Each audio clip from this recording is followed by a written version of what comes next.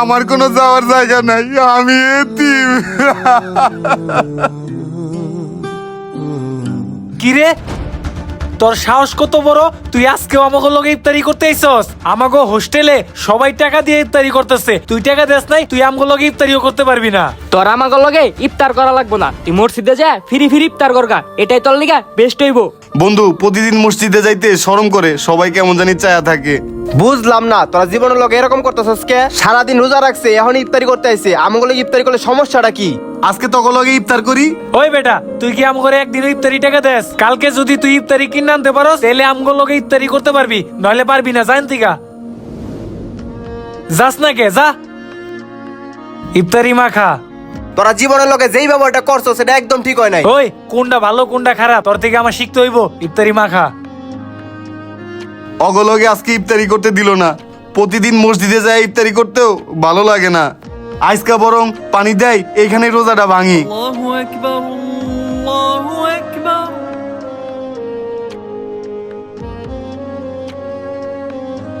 কিরে তোরে না কইছি মসজিদে যে ইফতার করতে, মসজিদে না যায় এনে বসে ইফতার করতাছস, তাও আর পানি দিয়া। আরে বেটা, ওর তো শরম লজ্জা কিছু নাই। যদি লজ্জা শরম থাকতো তাহলে এনে বইয়া থাকতো না। আমাকেও নামাজের টাইম যাইতেছে গা, চল আমরা নামাজে যাই। আচ্ছা চল। আফসোস সারাদিন রোজা রাখা পোলার লোক এরকম করতেছে, এটা কিন্তু ঠিক হইতাছে না। আজকা হোস্টেলে সবারই কয়ে এলাম অগ ইফতারি করামু। কাছেও আছে 200 টাকা, এই 200 টাকা দিয়া বুট মুড়ি বুরিন্দা কিনতেই চলে যাইবো। আর ফলমূল কিনবো কেমনে? ফলমূল না কিনলেও তো ওরা মাইন্ড করতে পারে। ফলওয়ালা ভাইয়ের কাছ থেকে কিছু ফল বাকি নিয়ে যাই।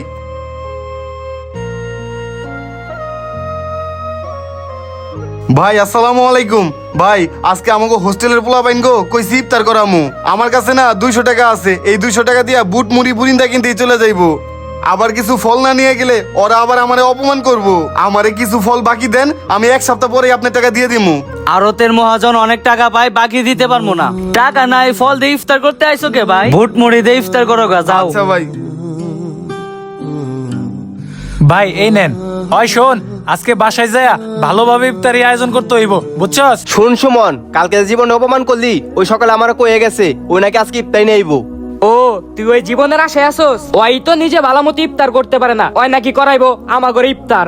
এত বেশি বুঝিস না, ছেলেটা যেহেতু কইছে দেশ ঠিক সময় ইফতারি নিয়ে আইবো। হ, কি নিয়ে আইব দেখ মনে হয়। চল।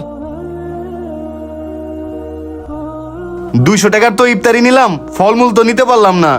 কি মনে হয় কয়? যাই হোক, শরবত তো বানাইতে হইব। লেবু আর শশা নিয়ে যাই।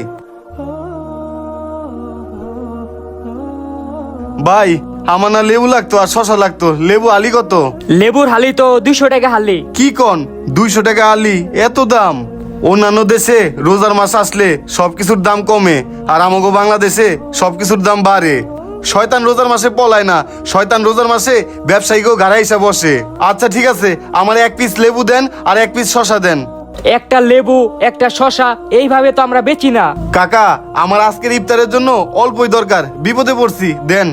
আচ্ছা বিপদে যখন পড়ছো তাহলে দাও, কোনটা কোনটা নিবা? এই তো নেন। এই নাও 60 টাকা হইছে। এই যে নেন 80। যাক, লেবু শশা হইছে, শরবত বানান যাইবো। কিরে জীবন, তুই ইফতারি নিয়ে আইছস? দেখছস ঠিকই আমাকে লাগে ইফতারি নিয়ে আইছে। দেখি কি ইফতারি নিয়ে আইছে। মুড়ি শশা লেবু এডি দিয়ে কি ইফতারি হয়? তো করে আমি আগেই কইছিলাম এই জীবনের বর্ষায় থাকলে আজকে আমাকে গলা দিয়া ইফতার নামবো না। একটা লেবু একটা শশা 1 পোয়া মুড়ি আর সামান্য কিছু এডি বেটটা আমাকে সবটি রইব। মামা শুধু মুড়ি আর লেবু শশা না, 200 টাকার ইফতারি আনছি, এনে বুট মুড়ি সবই আছে, আমরা সবাই খাইতে পারবো, চল। ওই বেটটা যেগুলো ইফতার লইছস এদিকে আমাকে সবার রইব, ফলমূলও তো লাগবো। বুঝলাম না তোরা দুজন কি শুরু করছস? ছেলেটার কাছে টাকা থাকে না, তবু আজকে ইফতারি নিয়ে আইছে, আজকে কষ্ট করে চালাই দিই আমরা। বন্ধু শর্ট হইলে আমি খামু না, তোরা খাতাও। ওই বেটটা এইসব দিয়ে কি আমাকে ইফতার হইব? ফালাই সব ফালা। তুই যদি জীবনের সাথে ইফতার করস তাহলে কর, সুমন আর আমি রেস্টুরেন্টে যা ইফতার করে আসি গা। হয়তো ঠিকই কইছে। ওই সিয়াম চল। আচ্ছা চল। ইফতার খাবি না ভালো কথা, ইফতার গুলো নষ্ট করলি কে? আমি যে রোজা ভাঙমু তাও ভাঙতে পারবো না। যাই মসজিদে যাই ইফতার করি গা।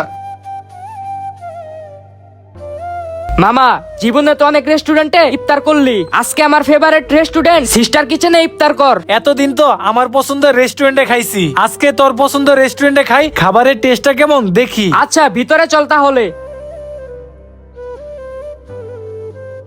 আলহামদুলিল্লাহ ইফতার করলাম, কিন্তু মসজিদে আইসা প্রতিদিন ইফতার করতে কেন জানি আমার শরম লাগে। যাক, তাও আলহামদুলিল্লাহ। হাসান, বাবারে শোন, তুই আমার 5টা না 10টা না, একটা মাত্র সন্তান, আর তোর জন্যই আমার সবকিছু। এই যে রমজান মাসে তোর মা সেহরির টাইমে মাছ মাংস রান্ধে, তুই ঠিক মতো খাস না। ঠিক মতো খাওয়া দাওয়া না করলে তোর শরীর স্বাস্থ্য কি ভালো থাকবো? বাবা আমার জন্য বাসায় এত কিছু রান্না করো কে? আমার খাওয়ার রুচি নেই, বাসায় এত কিছু রান্ধো কে? বাবারে ঠিক মতো খাওয়া দাওয়া করতে হইব, ঠিক মতো খাওয়া দাওয়া করলে শরীর স্বাস্থ্য ভালো থাকে। এখন আমি আছি দেখা তোরে জিগাইতাছি, আমি নামক বাবা যেদিন আমি থাকবো না, তখন তোরে কেউ খাওয়ার কথা জিগাইবো না। হায় আল্লাহ, তুমি আমারে কেন এতিম বানাইলা? আজকে আমার বাবা যদি বাইচা থাকতো, হের মতো কতই না আদর করতো।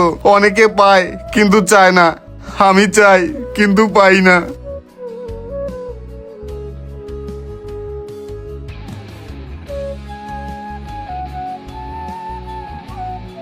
বন্ধু, এখানে খাবারটা তো অসাধারণ, আমার কাছে খুবই ভালো লাগছে। আর কি কি আইটেম আছে এখানে? বন্ধু তোর আমি আগেই বলছিলাম, অন্য জায়গার থেকে এখানের খাবারের টেস্টটা অন্য লেভেলের। বন্ধু এখানে রয়েছে নানান ধরনের আইটেম, যেমন নারিকেলের দুধ দেয়া হাঁসের মাংস, চালের রুটি, গ্রিল, চাপ। এখানে রয়েছে চাইনিজের সকল ধরনের খাবার, আবার বাঙালি সব ধরনের আইটেম রয়েছে। আর এখানের সকল খাবারগুলো 100% হালাল। যাক, তাহলে তো ভালোই হয়েছে। নেক্সট টাইমে আমার সকল বন্ধু বান্ধবকে নিয়ে সিস্টার কিচেনে চলে আসবো। আচ্ছা বন্ধু, তাহলে খাওয়া শেষ কর। আচ্ছা ঠিক আছে। কিরে জীবন, তুই এনে মন খারাপ করে কান্তাছস? আমরা তো সবাই বাড়ি যাইতেছি, তুই বাড়ি যাবি না? আরে বেটা, ওই বাড়ি যাবো কেমনে? ওর লগে টাকা পয়সা আছে নাকি? পকেটে চেক করে দেখ, 1 টাকাও নাই কে। আমার কাছে যাওয়ার ভাড়া আছে, টাকা পয়সা আছে, আসলে আমার কোনো যাওয়ার জায়গা নাই রে। আমার বাপ মা কেউ নাই, আমি এতিম। তখন তো বাপ্পা ফোন দেয়, ফোন দিয়ে কত কিছু জিগায়। আমারে কেউ ফোন দেয় না রে, আমারে কেউ জিগায় না রে। তোরা শীতের ভিতরে ঘুরতে যাস, শীতের পিঠা খাস, আমারে কেউ কোনোদিন শীতের পিঠা খাওয়াই নাই রে। আমি ছোটবেলা থেকে এতিমখানায় বড় হয়েছি, এতিমখানায় পড়াশোনা করছি। এখন এই হোস্টেলে থাকি, 1 সপ্তাহ পড়াশোনা করি, 1 সপ্তাহ কাজ করি। দুনিয়াতে আমার কোথাও যাওয়ার জায়গা নেই রে। তোরা জীবনের লোকে যে ব্যবহারটা করছস, আমি মুখ বুঝে সব সহ্য করছি। ছেলেটা সারাদিন রোজা রেখা ইফতারি করতে আইছে, তোরা 1 গ্লাস পানি বন্ধ খাইতে দেস নাই, দূর দূর করে তারা দিছস। তো করে আমি কতবার বুঝাইছি ওর লগে খারাপ ব্যবহার করিস না, তাও তোরা ওর লগে খারাপ ব্যবহার করছস। আমি ওর পক্ষ নিয়ে কিছু কথা বললে তোরা দমক দিয়ে আমার চুপ করে দিছস। বন্ধু তোর আমরা উঠতে বসতে সবসময় অপমান করছি, বন্ধু তুই আমাদেরকে মাফ করে দিস। ওই তো ঠিকই কইছে রে, তোর লগে এই ব্যবহার করা আমাকে ঠিক হয় নাই, পারলে আমাকে মাফ করে দিস ভাই। যাক, এখন তো তোরা নিজেদের ভুল বুঝতে পারছস, কখনোই মানুষের সাথে খারাপ ব্যবহার করবি না। আর জীবন, তুই যেহেতু বাড়ি যাবি না, আমরা সবাই গেলাম, থাক। আল্লাহ, তুমি কেন আমার এতিম বানাইলা? গাইস, আজকের গল্পটা একজন এতিমকে কেন্দ্র করে। এতিমের কষ্ট দুনিয়াতে কেউই বোঝে না। আমাদের আশেপাশে অনেক এতিমখানা আছে, সেখানে হাজারো এতিম রয়েছে যাদের একবার খোঁজ নেওয়ার মতো কোনো লোক থাকে না। আসুন এই রমজানে আমাদের আশেপাশে যত এতিম আছে তাদের পাশে দাঁড়াই। যাই হোক গাইস, আজকের ভিডিও ভালো লাগলে প্রত্যেকেই শেয়ার করে দেবেন প্লিজ। Thank you.